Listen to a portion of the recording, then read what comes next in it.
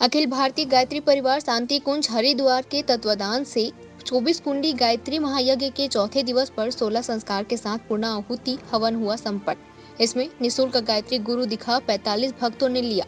विघारंभ संस्कार 105, नामकरण संस्कार 22, पुंसवन संस्कार 10, विवाह संस्कार 8, अन्न प्रशासन संस्कार 28, यज्ञोपवीत संस्कार किया गया। शांति कुंज के टोली नायक योगेश पटेल एवं साथियों के द्वारा पावन प्रज्ञा गीत सुनाया गया। इसके बाद गोधूली बेला में दीप यज्ञ में नगर व आसपास के लोगों ने बढ़ चढ़कर हिस्सा लिया और अपने साथ थाल में दीपक सजाकर लाए।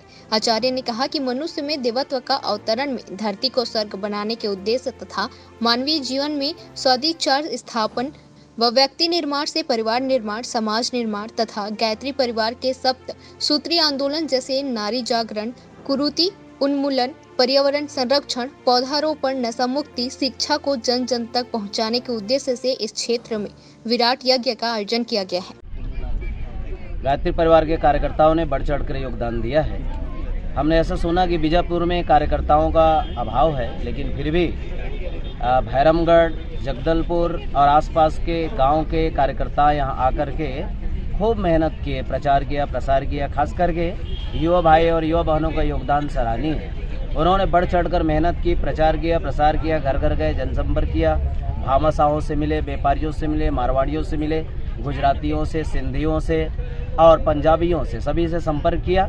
साथ ही आंध्र प्रदेश से जुड़े हुए, तेलंगाना से जुड़े हुए हमारे बड़े बड़े भामाशाहों से जुड़कर इस कार्यक्रम को सफल बनाया।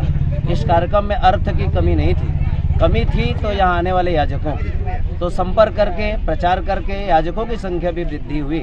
प्रथम दिवस तो ऐसा लगा कि शायद लोग यहाँ कम आएंगे, लेकिन दूसरे दिन, तीसरे दिन भीड़ खूब बढ़ी और दीप यज्ञ के दिन तो भीड़ इतनी रहेगी, पूरा का पूरा पंडाल खचाखच भर रहा।